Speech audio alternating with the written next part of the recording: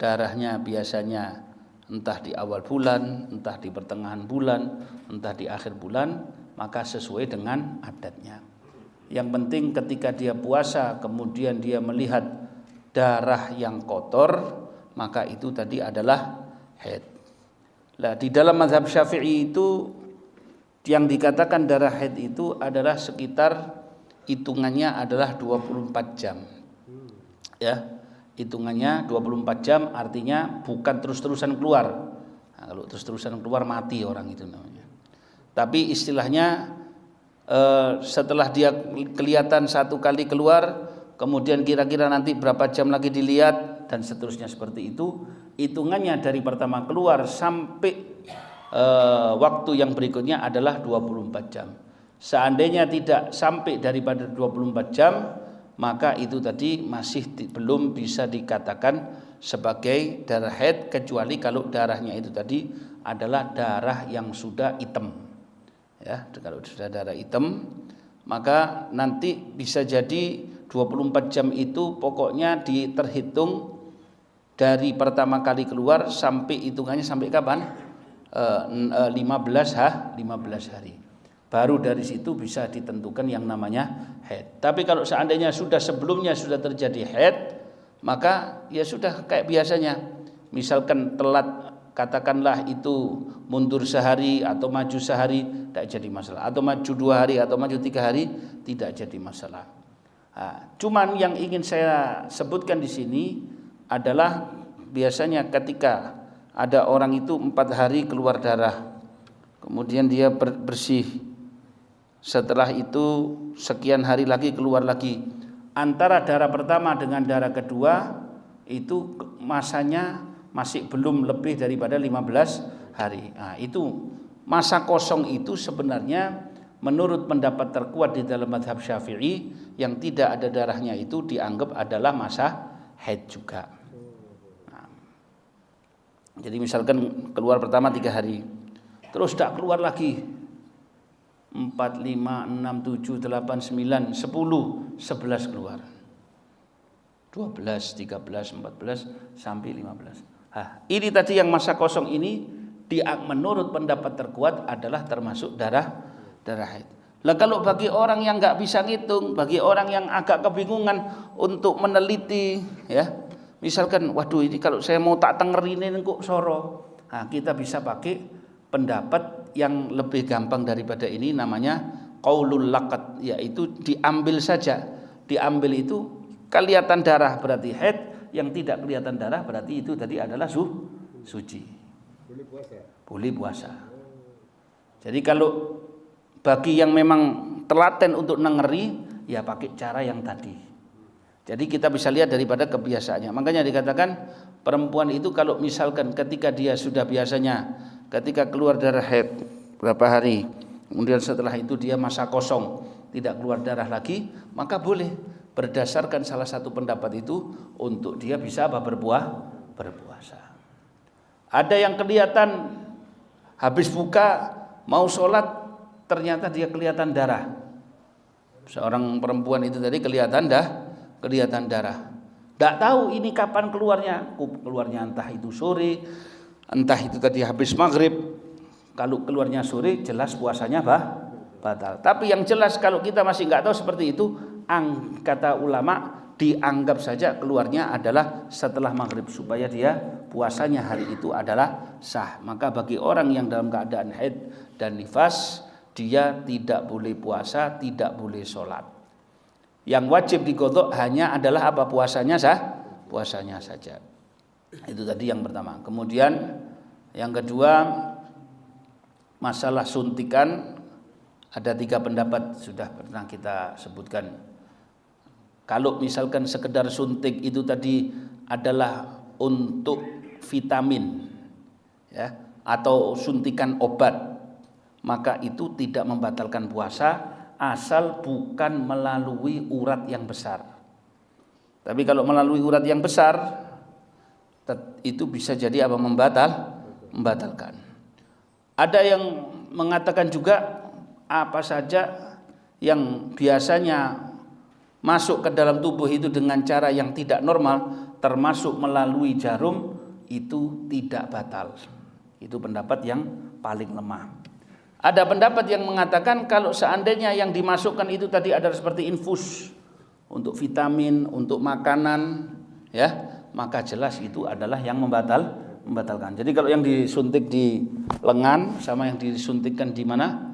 Di paha itu atau yang di pantat itu tidak membatalkan. Nah, cuman dalam masalah ini kita juga harus hati-hati. Paham ya? Seperti itu. Adapun pemakaian ini apa namanya? Bukhoh itu apa ya? Kalau orang asma itu loh biasanya. Hah? Ya. Asal dia bisa jaga jangan sampai ada cairan yang tertelan oleh dirinya, itu tidak membatalkan puasa. Lu enggak, tapi ketokane kayak ada rasa-rasa.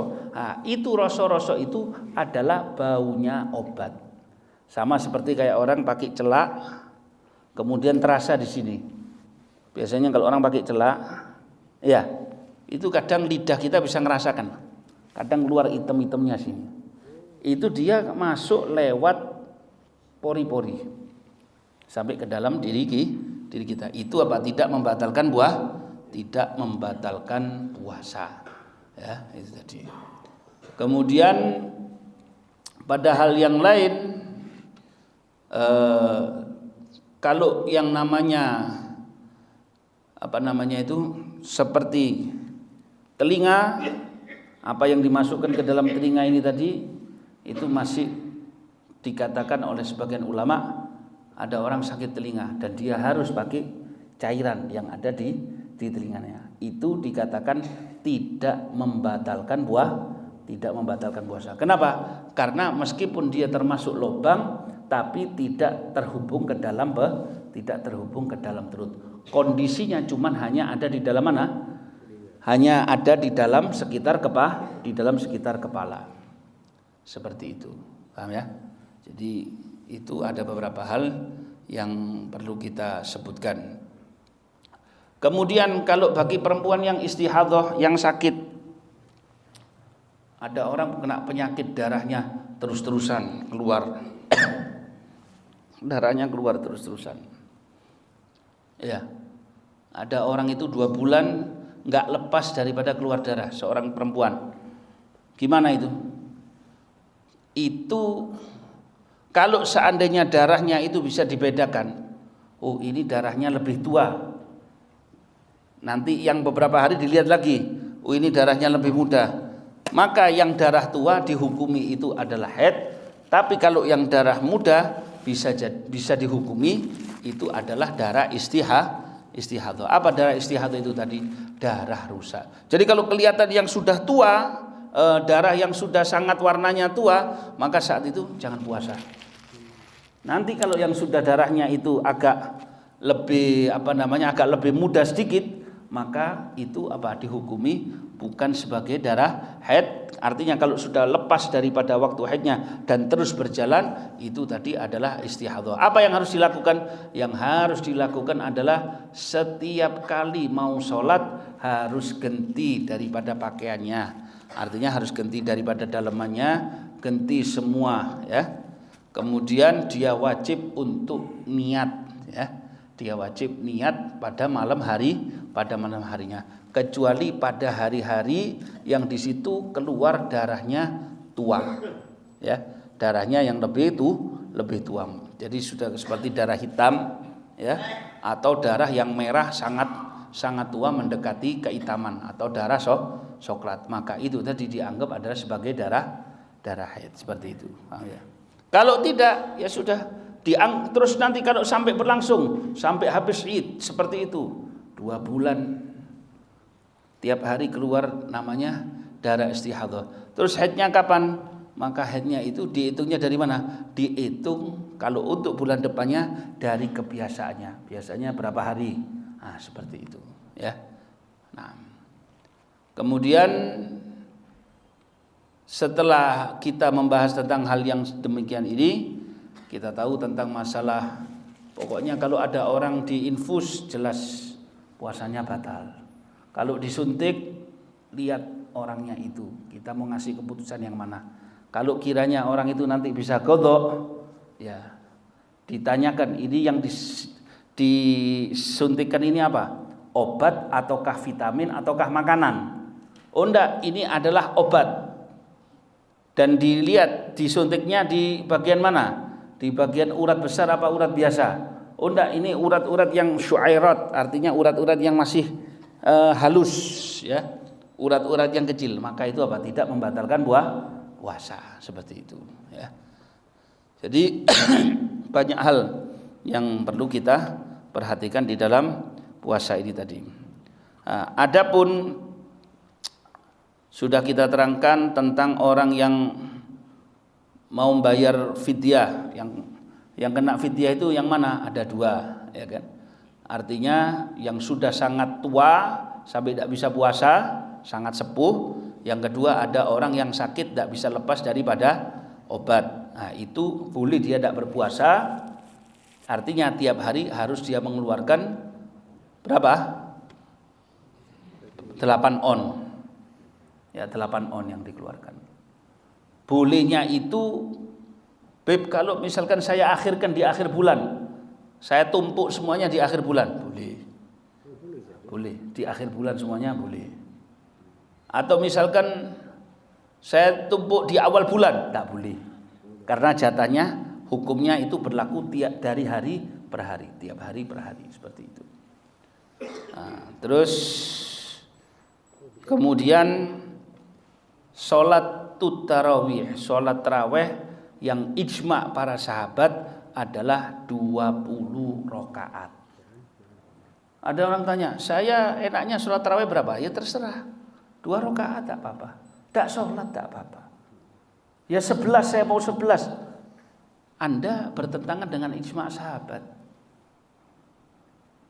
Mana yang lebih bagus? Ini 20 cepat, tapi ada yang 11 bitumak ninah. 20 yang cepat lebih bagus daripada 11 yang tumak ninah. Nah, ada 8 sholatnya santai. Ada 20 sholatnya cepat. Milih yang mana? 20 yang sholatnya cepat. Kenapa? Karena dalilnya lebih kuat daripada yang 11. Dan yang kedua adalah apa? Ini bukan perkara fardu, bukan wajib, tapi ini adalah perkara sunnah. Nah, jadi kemudian usahakan tiap hari untuk yang namanya sholat witir dan mandi tiap malam. Nggak sempat tadi malam, semalam nggak sempat mandi, besok pagi niatkan untuk qadha daripada mandinya apa? Mandinya Ramadan. Jadi kita itu sebelum sholat tarawih disunahkan untuk mandi. Tiap malam disunahkan untuk mandi. Kemudian malam, ya, sebelum tarawih. Dan disunahkan untuk memperbanyak membaca Al-Quran. Disunahkan untuk ngasih buka puasa orang-orang yang lagi mau puasa. Terus disunahkan kita berpuasa pakai rutop. Yang paling bagus adalah pakai rutop. Rutop itu adalah yang terbaik. Kalau tidak ada, maka pakai yang besir, agak sudah mau matang sedikit, yang kuning. Nah, kemudian setelah itu adalah kurma, dan setelah itu adalah air zam-zam. Maka kemudian yang derajat berikutnya adalah air yang manis. Kita enggak, Ustaz, kurma enggak pakai apa, yang penting sedrup. Berarti Anda prioritaskan yang grade paling terakhir, tingkatan paling bawah. Jadi bahkan di dalam buka puasa dari segi afdholiyah itu yang paling afdol adalah pakai rutop. Rutopnya yang mana? Yang kuning apa yang merah? Yang merah. Rutop itu kurma sing durung dadi. Ya, rutop itu apa? Kurma yang belum kurma yang masih belum masak, ya, kurma yang belum masak. Ya, agak sepet. Tapi kalau yang takut perutnya emah, ya pakai kurma. Tapi kadang ada orang sendiri kurma itu juga sudah dibilang ada yang nggak mau dengan kurma. Ya minimal adalah yang manis, ya. Kalau tidak daripada itu semuanya adalah kita berikan air. Dan juga yang disunahkan adalah kita disunahkan bersahur meskipun air. Disunahkan sahur itu adalah dengan mengakhirkan yang namanya sahur kira-kira 1 jam sebelum fajar. Batasnya sampai setengah jam sebelum subuh, ya, sebelum subuh. Nah, tapi kalau yang namanya untuk berbuka puasa, begitu sudah yakin terbenam matahari, maka kita diwajibkan untuk melekaskan yang namanya apa? Buka puasa, ya, seperti itu. Nah, nanti sebentar lagi adzan dulu ya. Adzan dah. Allahu Akbar,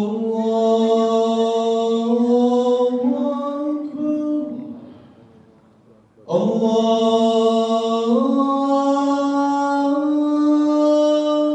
Akbar, Allahu Akbar. Asyhadu an la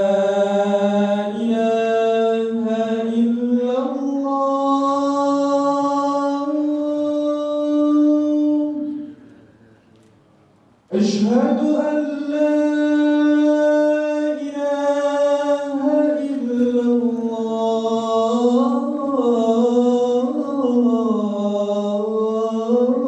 الله أشهد أن محمدا رسول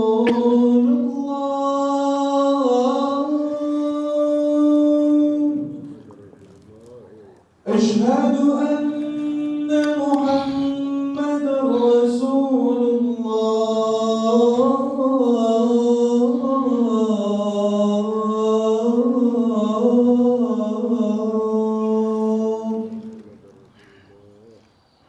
حي على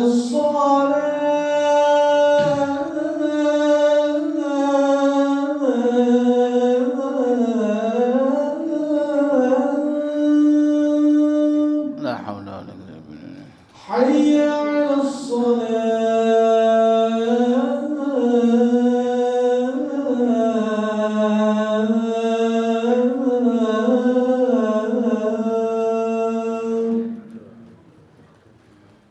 حي على الفلاح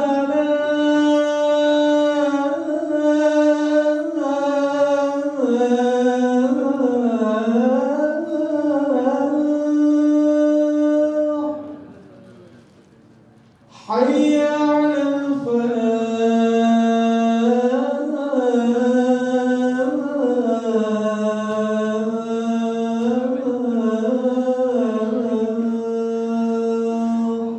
لا حول ولا قوة إلا بالله. الله أكبر، الله أكبر، لا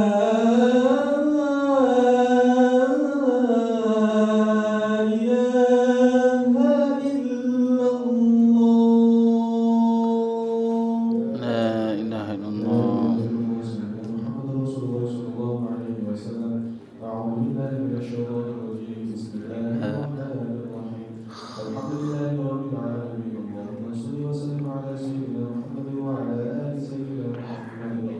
اللهم رب هذه الدعوة التامة والصلاة القائمة آل سيدنا محمد الوسيلة والفضيلة والشفاعة العالية الرافعة والعبد مقام محمد الذي وعده يا أرحم الراحمين، يا أرحم الراحمين، يا أرحم الراحمين.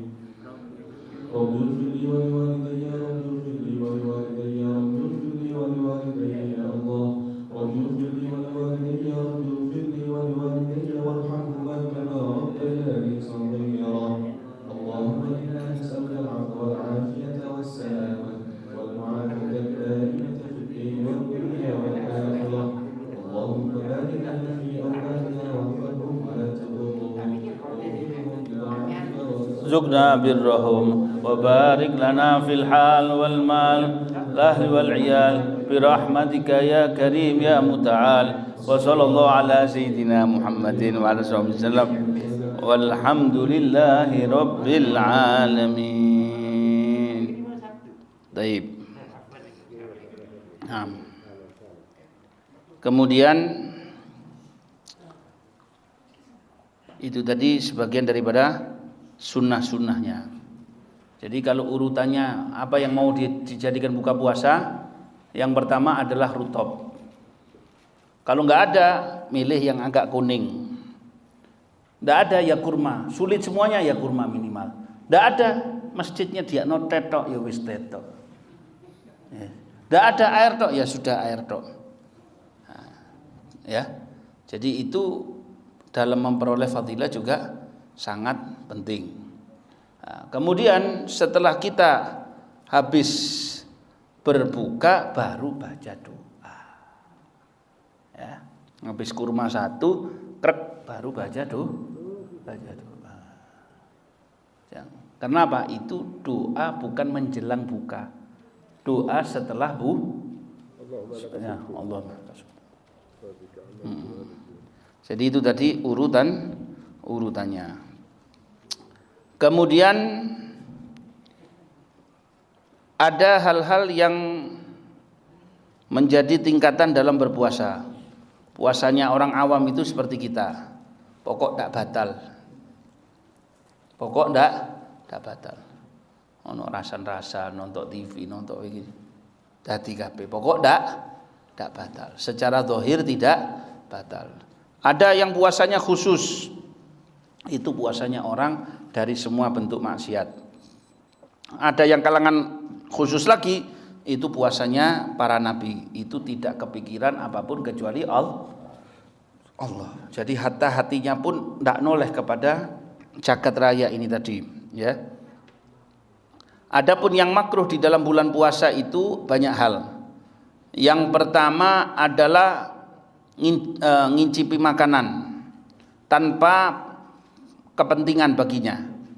Tapi kalau seandainya itu penting, misalkan dia seorang chef, tukang masak, tester, harus tester makanan, ngerasakan, itu tidak makruh.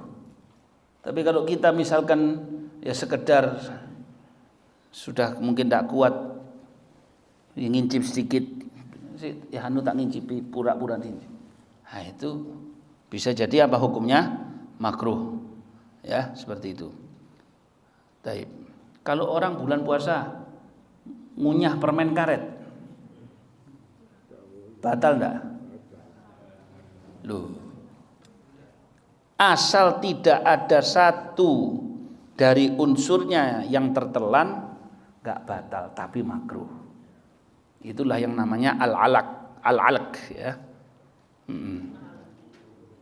Ya, tapi ya biasanya kadang itu lali, ya bisa sampai tertelan. Yang ketiga adalah orang hijamah. Apa hijamah itu? Bekam. Bekam di bulan puasa hukumnya adalah makruh. Artinya di siang hari bulan puasa. Nah, begitu juga selain dia bekam, begitu juga kalau kerjaannya adalah tukang bekam. Bib, saya kerjaannya tukang bekam. Makruh enggak? Termasuk. Bisa juga hukumnya adalah apa? Makruh ya.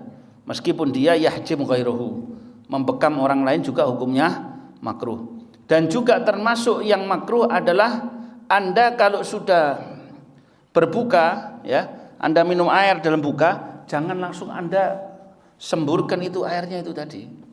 Habis minum air jangan. Air yang pertama masuk itu telanlah, ya. Jadi kita habis makan kurma, kemudian kita dorong dengan air.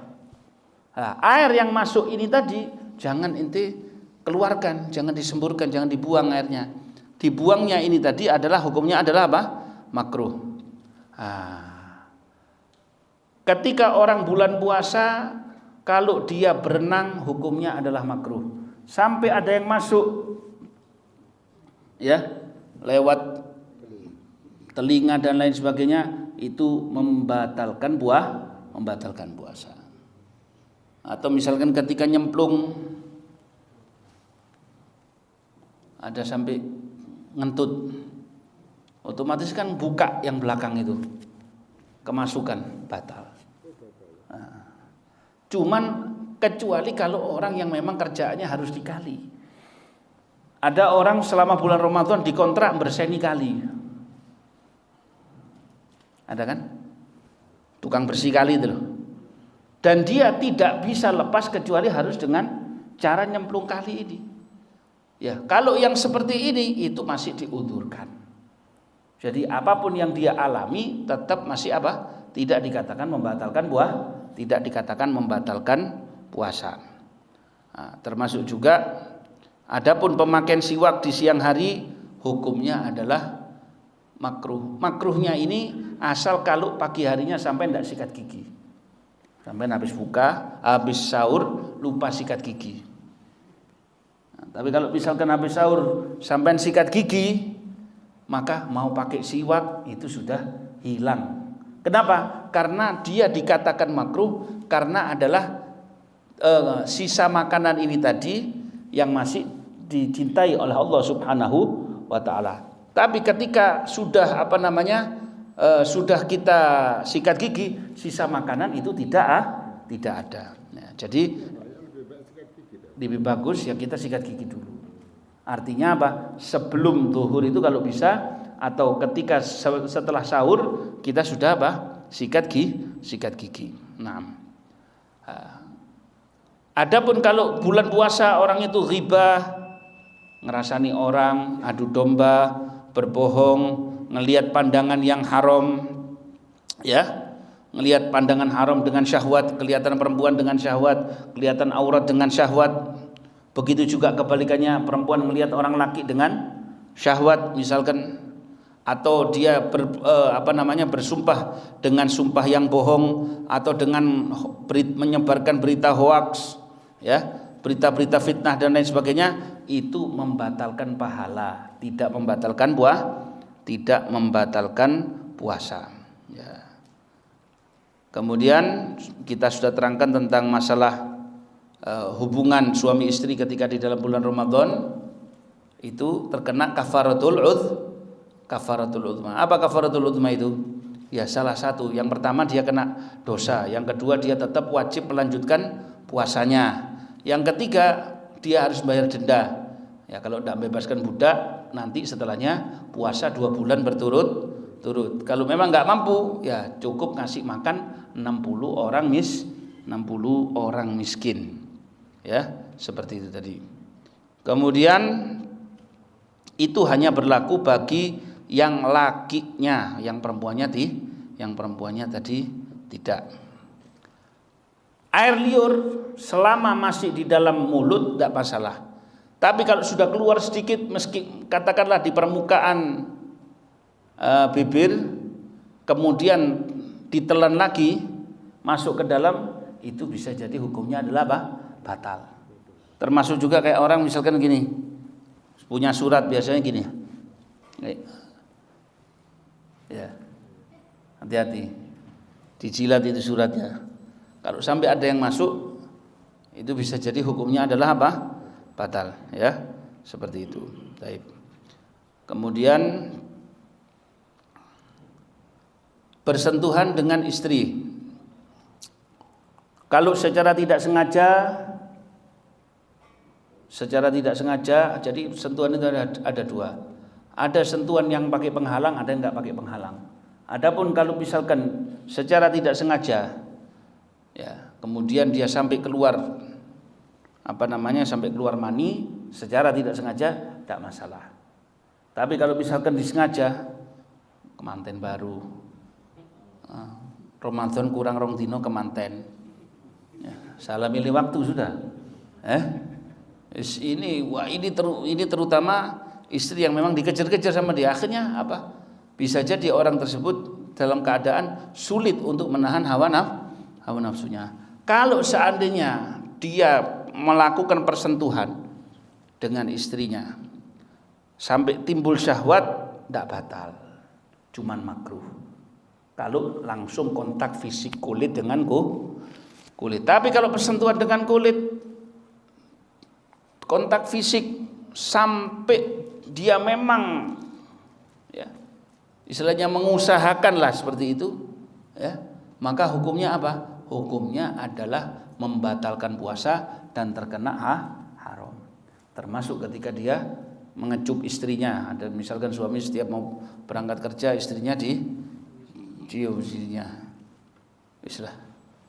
Nanti tidak usah ya. Kalau memang mau nanti begitu setelah sahur sebelum puasa. Kalau cium tangan masih tidak jadi masalah. Asal tidak dia gerakkan ya. Tangannya itu tidak terlalu digerakkan yang sampai menimbulkan syahwat, apalagi yang sampai menyebabkan keluarnya air mani. Nah, seperti itu. Hati-hati ya. Ada orang naik bis atau duduk di angkot, ini sering pertanyaan seperti ini. Biasanya kalau di daerah-daerah kota besar naik angkot, kan tidak mungkin orang di angkot itu Anda bisa milih sebelah saya harus orang yang tutup aurat, harus yang apa. Kebetulan dia sudah niat puasa, sudah pakai pakaian kerja, dia sudah pakai celana, di sebelahnya ada perempuan, katakanlah mau muslimah atau non muslimah, ya katakanlah non muslim misalkan pakai celana pendek, sudah mepet, dia tidak ada upaya, tidak tergesek sendiri. Kebetulan dia adalah tipikal orang yang punya hormonnya tinggi, sampai keluar, batal enggak? Tidak batal. Kok bisa tidak batal? Ya, karena itu adalah dalam kondisi ada penghalang antara dia dengan kulit ini tadi. Ya, seperti itu. Jadi banyak. Ini terutama misalkan orang yang naik bis itu, bis full, ya bisnya sudah full, atau yang naik LRT, MRT dan lain sebagainya, itu akan mengalami hal-hal yang seperti itu. Berangkatnya sama pagi habis subuh, habis subuh masih kuat-kuatnya dia habis habis sahur. Nah, jadi selama tidak ada pergesekan kontak secara fisik, artinya ada penghalang antara dia dengan ini tadi, sampai dia meskipun dia keluar maninya tidak membatalkan puasa. Nah, ibu yang melahirkan sama ibu yang menyusui, asal kalau dia khawatir atas keselamatan bayinya, hanya murni untuk keselamatan bayinya yang dia khawatirkan, maka dia wajib qadha dan dia wajib mengeluarkan fidyah. Tapi kalau misalkan dua, dia khawatir dirinya dan juga dia khawatir atas bayinya, maka hanya cukup mengqadha puasa saja. Ya, seperti itu. Maka jadi ketika ada orang tidur mimpi basah, tak batal puasanya. Ya. Nah, nanti juga jangan lupa ketika di dalam bulan puasa ada nanti namanya layalil khutumat, khatmul Quran.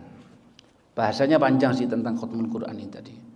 Tapi itu semuanya dilakukan oleh mereka, bahkan disetujui bukan karena mengkhususkan waktu. Apalagi kalau di bulan Ramadan memang semestinya kita ini memperbanyak ibadah kepada Allah Subhanahu wa ta'ala. Jadi kalau ditanya majelis khatam itu apa hukumnya? Di bulan Ramadan hukumnya adalah sunnah.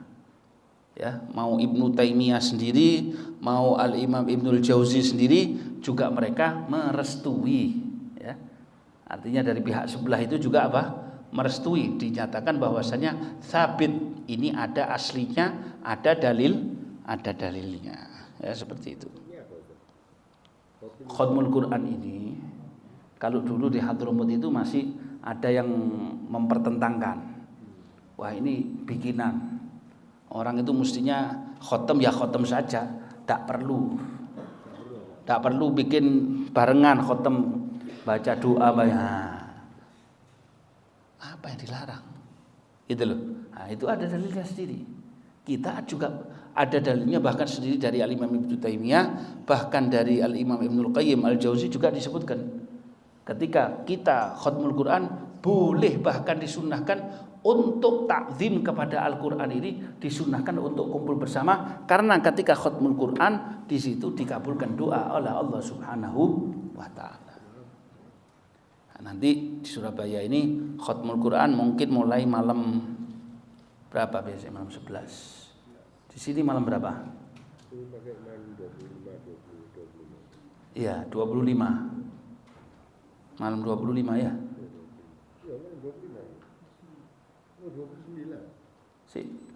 Itu 25 itu 25 itu margi itu yang pengurus sudah ada. Tidak tahu makanya, coba nantilah.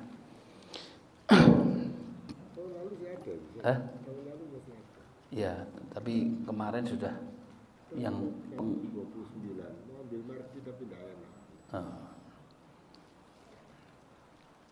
29 boleh. Khatmul Quran ya. Kemudian bagi orang yang sudah lepas halangan, misalkan asalnya dia boleh tidak berpuasa karena sakit, tiba-tiba di pagi hari bulan Ramadan sembuh dari sakitnya, atau perempuan malamnya masih haid, ketika di pagi hari sudah suci atau selesai daripada nifasnya, itu disunahkan untuk berpuasa. Artinya apa? Tidak makan dan minum sampai kapan? Terbenamnya matahari. Disunahkan. Yusannu lahul imsak. Yang wajib untuk imsak itu apa? Kalau orang yang mokel. Orang mokel sengaja batalkan puasa. Ya. Bukan lupa, sengaja batalkan puasa. Itu diwajibkan bagi dia untuk tetap imsak. Apa imsak? Imsak itu bukan seperti kita nahan habis sahur, tidak. Apa? Wajib untuk nahan tidak makan sampai maghrib. Ya, seperti itu.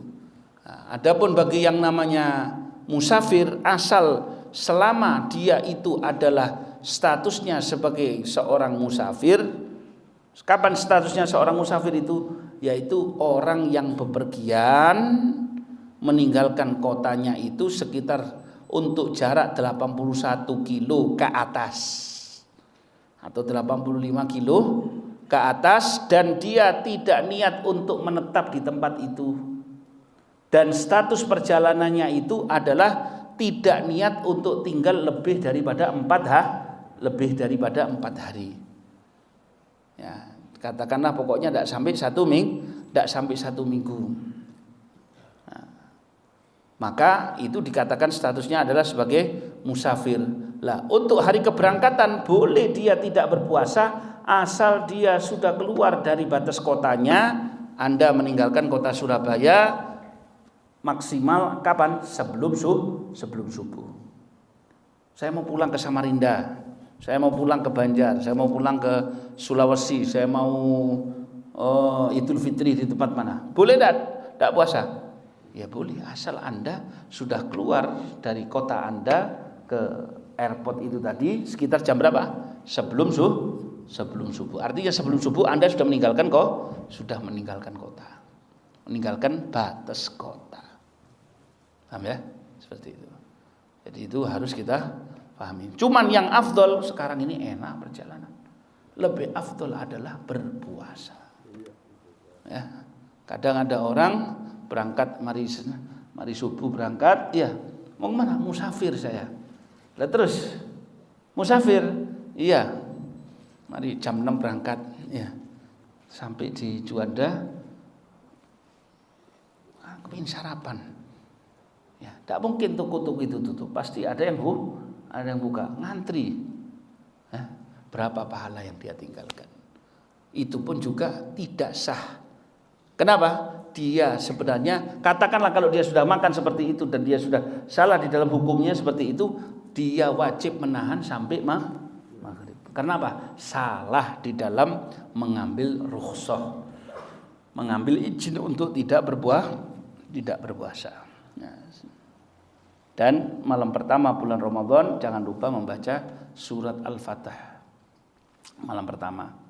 Nanti diumumkan pertama, cekrek mau dilakukan habis maghrib atau mau dilakukan habis tarawih tidak masalah, kan? Itu sholat sunnah 4 rakaat. Nah, surat Al-Fatihah itu dibagi 4. Rakaat pertama dari ayat berapa sampai ayat berapa, dari ayat berapa sampai sendiri. Tidak disunnahkan secara berjamaah. Tarawihnya yang berjamaah. Setelah tarawih bagus. Tiap malam Allah kirim malaikat. Wahai yang menginginkan kebaikan, ayo kemari. Wahai yang mau maksiat, cukup 11 bulan ente sudah maksiat. Masa 1 bulan enggak mau ente buat untuk Allah Subhanahu wa taala. Tiap malam doa dikabulkan. Biasanya Allah Subhanahu wa taala ngirim malaikat, siapa yang mau minta ampun, siapa yang ini biasanya sepertiga malam terakhir, ini dari maghrib sampai subuh. Dinteni ditunggu ya malaikat. Ayo. Dan tiap malam berpeluang sebagai malam Lailatul Qadar. Tiap malam. Ya, jadi ada yang mengatakan di malam-malam tertentu, itu juga pendapatnya kuat sekali daripada para ulama. Al-Imam Syafi'i itu malam 21. Al-Imam Ibnu Abbas, sahabat Nabi SAW, malam 27. Ada juga yang mengatakan nanti malam 19. Ada yang mengatakan malam ganjil 21, 23, 25, 27 atau 29. Tapi ada yang sudah ngambil patokan, nggak mungkin meleset daripada 27. Ada yang nanti tergantung harinya. Kalau hari sekian, insya Allah jatuhnya hari sekian. Nah, ini puasa hari apa nih? Puasa hari Selasa. Hari Selasa. Nah, nanti hari Selasa sama apa gitu? Nanti kira-kira di malam ganjil yang tepatnya di hari apa? Itu biasanya malam Lailatul Qadar. Tapi bagi kata Imam Haddad, tiap malam berpeluang Lailatul Qadar. Kalau sampai tiap malam rajin ibadah dan mengatakan insya Allah siapa tahu malam ini adalah malam Lailatul Qadar, maka meskipun sampai nggak ngelihat tanda-tandanya, sampean dapat malam Lailatul Qadar. Pahala 80 tahun orang berpuasa dan orang bangun malam. 80 tahun, 1000 bulan yang namanya malam Lailatul Qadar. Di masjid-masjid di Tarim itu tidak Ramadan saja, sebelum subuh diadakan tadarus Quran. Di Indonesia sebelum subuh tidak pakai tadarus, tidak pakai tadarus. Habis sahur apa? Ada tadarus enggak? Enggak ada. Habis sahur. Nek mari enggak ada. Habis tarawih ya sampai waktu yang ditentukan. Yang penting jangan sampai mengganggu daripada ketenangannya tetangga. Pokoknya asal kalau tetangganya sergap semua malah senang. Kalau saya sih malah senang.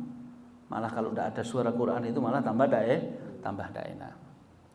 Ya, tapi siapa tahu suatu saat nanti di sini biar entah itu 5 hari sekali kayak tak apa. Kalau bulan Ramadan itu ya ada tadarus 2-3 orang mesti tidak pakai mic. Atau kalau tidak ya kita di mana di dalam rumah. Kalau orang ya kalau di masjid sana tadarus. Habis tarawih. Enggak yang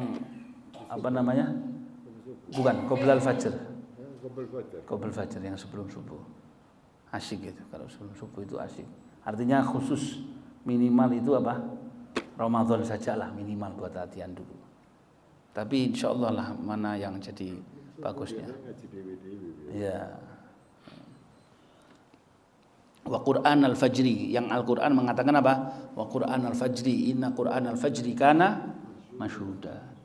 Ketika engkau baca yang darus habis tarawih ya bagus, tapi kalau seandainya darusnya itu tadi ketika sebelum subuh itu bisa menambahkan pahala bahkan lebih dan bisa menambahkan pahala yang lebih dan lebih. Kalau tidak ya minimal kita baca di rumah kita. Pokoknya jangan lupa untuk membaca Al-Qur'an. Man syaghalahu tilawatu kitabi an dzikri wa an mas'alati a'taituhu afdhala ma utiya salilin. Ada orang misalkan sibuk baca Quran sampai tidak sempat zikir, enggak sempat wirid, sampai enggak sempat baca apa-apa, cuman Quran saja yang dibaca misalkan. Sampai tidak bisa berdoa, sampai tidak bisa apa-apa. Kata Nabi, kata Allah Subhanahu wa taala, saya akan kasih lebih daripada apa yang saya kasihkan kepada orang yang zikir, lebih daripada apa yang saya kasihkan kepada orang yang memohon dan meminta kepada saya. Jadi Ramadan adalah syahrul Quran. Al-Habib Abdurrahman Al-Masyhur Mufti Tarim, itu di zaman Habib Ali Habsyi, itu satu hari satu khatam. Satu kali khatam tiap hari. Al-Imam Syafi'i sehari berapa? 2 kali. Imam Syafi'i sehari 2 kali. Jadi 1 bulan 60. Bisa kita? Ya kalau dilatih ada berkah waktunya. Itu termasuk karomah bagi mereka. Lah kalau kita yes minimal. Ada satu orang begini, ini syekh, ya, ada satu orang syekh itu dari Saudi. Dia itu aslinya dari Sudan, belajar di Saudi. Terus ditanya sama abahnya, "Nak, ente itu waktu belajar itu berapa kali engkau hatam?" Ini hari-hari biasa ya. Berapa kali engkau hatam Quran? Dibilang, "Saya kalau tidak terlalu sibuk atau sibuk, ya mungkin pokoknya mentok 7 hari sekali." Jadi ketemu ayat yang sama itu 7 hari lagi. Nah, kita kalau seminggu sekali hatam Quran sudah luar biasa. Inti sama saja kurang cinta sama Al-Quran. Lah terus ini tidak punya keluarga, tidak punya anak, nggak punya istri. Terus dia tanya sama abahnya, "Lah abah ini sibuk kayak gini nih, berapa kali hatamnya kapan?" Dibilang 3 hari sekali. Jadi sehari berapa? 10 juz. 3 hari sekali. Ketika ayahnya ini sakit, dalam keadaan tidak sadar, koma itu bisa dikatakan 2 tahun 3 tahun koma. Itu Quran saja yang terbaca. Padahal bukan hafidhul Quran. Cuman diperdengarkan Al-Quran sampai, jadi kalau di tengah malam yang itu sering dibaca. Sampai akhirnya dikasih sembuh sama Allah SWT. Ketika dia sudah sembuh, shara min huffazil Quran, menjadi orang yang hafidh Quran. Nah, ini tadi. Jadi memang ini Quran ini, ya terus terang kita, dai itu ngomong Quran itu kapan? Dekat Ramadan. Setelah Ramadan ya wis sama kayak kita semua ya. Eman dianggoni, Masya Allah ini Quran ini anak baca 20 tahun. Tidak ada rusak, tidak ada alhamdulillah rapi. Dibukai kapan? Sak tahun bisa. Tapi tidak apa-apa, sudah dikebet terus ya. Namanya Al-Quran itu, insya Allah kita mau minta berkah. Al-Habib Ali bin Syahab dia mengatakan, ente minta berkah dengan Quran, ente minta rezeki kepada Allah Subhanahu Wa Taala melalui Quran, ente minta sakinah melalui Al-Quran. Dan satu lagi, tapi ini agak sulit untuk dijalankan. Usahakan kalau bisa khamsa auqat di masjid, melazimi masjid. Ada orang suka melazimi masjid, ketika dia dirawat di Eropa, suster-susternya itu heran. Ketenangan model apa yang saya dapatkan? Orang ini kok antik. Akhirnya disampaikan ke salah satu dokter muslim. Ketika disampaikan kepada satu dokter muslim, dibilang Allah Subhanahu wa taala, mudah-mudahan kita termasuk dalam orang-orang itu, memiliki malaikat-malaikat khusus yang khusus menemani, ngancani orang yang suka memakmurkan masjid. Kalau orang-orang ini tidak ada, dicari sama para malaikat. dikancani. Jadi rahmatnya Allah yang turun di masjid itu juga dimanapun orang ini tadi berada tetap datang. Termasuk rahmat yang Allah Subhanahu wa taala turunkan, ya, seperti itu. Wallahu a'lam. Kalau ada pertanyaan monggo. Karena nanti Jumat sudah burda, ya. Jumat burda. Ayo, monggo. Ya.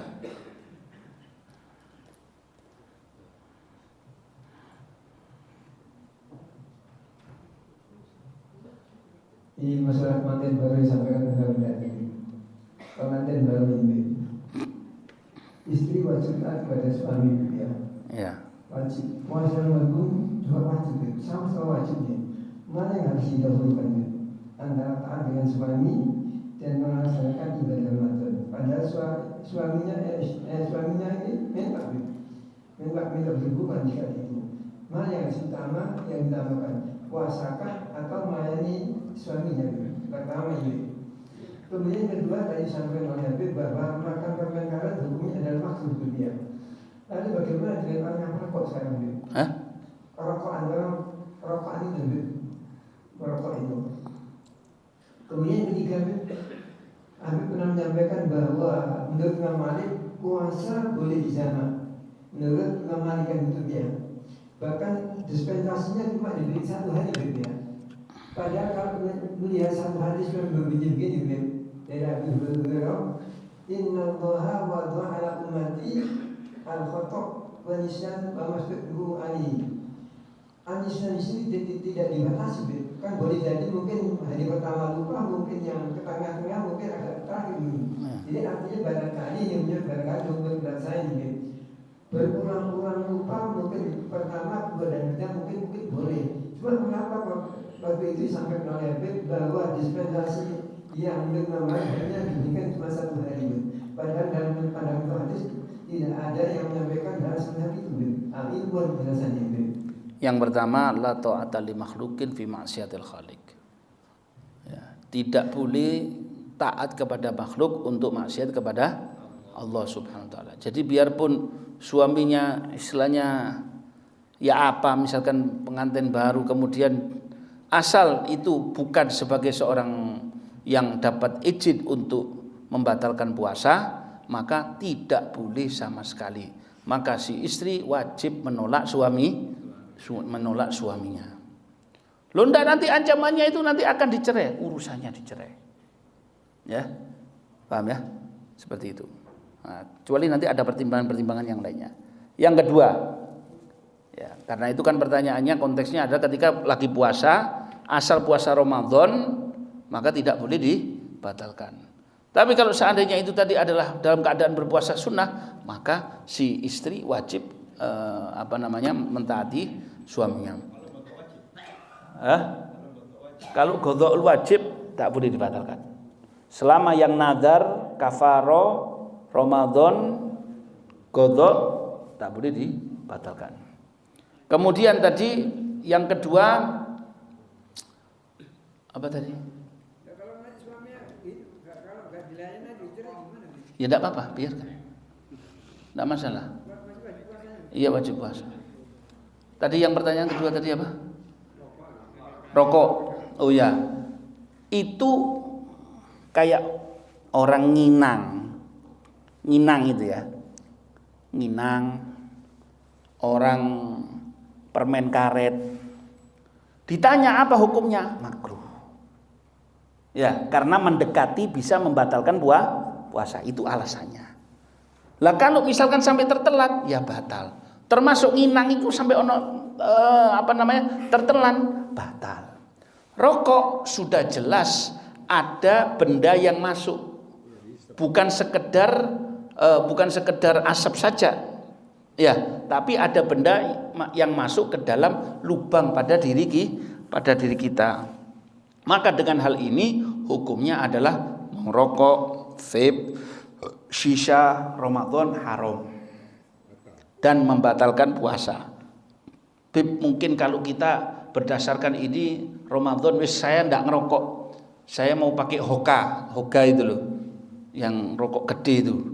Ya apa? Podo bae, hukumnya apa? Batal. Ya, seperti itu. Kemudian yang ketiga, masalah yang kecuali lupa atau yang dipaksa dan lain sebagainya, itu tidak ditulis dosa kalau untuk maksiat. Tapi kalau lupa niat di dalam urusan taat itu tidak masuk. Maka hukumnya apa?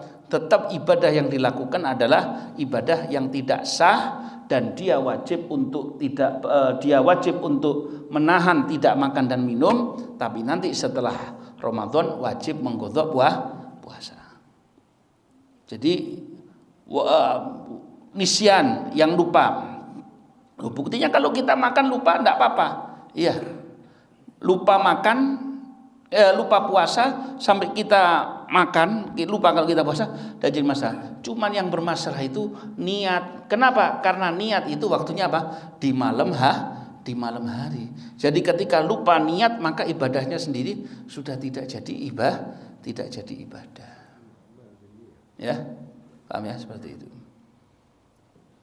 Masalah lupanya gimana? Kadang-kadang yang lupanya kan tanggal 33 lupa, yang boleh jadi setelah tanggal 3 lupa, mungkin tanggal 12 tidak lupa. Berapa itu ada jedanya gitu. Lebih dari 1 hari. Lebih dari 1 hari. Jadi yang hanya berlaku 1 hari tok. Yang besok anak lupa, tidak jadi masalah. Tapi besoknya lagi lupa, batal puasanya. Artinya puasanya dinyatakan tidak sah, ya. Puasanya tidak dinyatakan batal, tapi dinyatakan tidak sah dan wajib untuk imsak serta untuk mengqadha puasa. Ada lagi? Ya. Saya cuma mohon itu sampai tadi bilang sholat sunnah setelah tarawih, mohon diperjelas. Ya. Jadi sholat sunnah setelah tarawih itu yang khusus malam pertama bulan Ramadan. Yang khusus malam pertama bulan Ramadan itu adalah termasuk salah satu amalan disunahkan. Kita sebenarnya di dalam bulan Ramadan itu disunahkan untuk memperbanyak sholat sunnah, disunahkan untuk memperbanyak Quran, disunahkan untuk semuanya. Lah di antaranya gabungan ini fadilahnya besar, yaitu sholat sunnah, dan disunahkan adalah untuk apa? Membaca surat Al-Fatah. Usolli sunnah rokaaten atau usolli sunnah arba rokaatin lillahi ta'ala. Nafal mutlak artinya sunnah secara mutlak. Mau saya gabungkan dengan misalkan mau saya jadikan witir, tidak jadi masalah witir. Mau saya jadikan sholat apa? Monggo, silahkan, tidak jadi masalah, ya seperti itu. Diganding witir tidak masalah. Tapi diniatkan witirnya dulu. Kudimal witir dulu. Diniatkan. Enggak bisa, karena sama-sama kuat. Ada lagi? Tidak ada ya, sudah ya. Ibu-ibu paham ya tadi ya, sudah ya. Ya khair.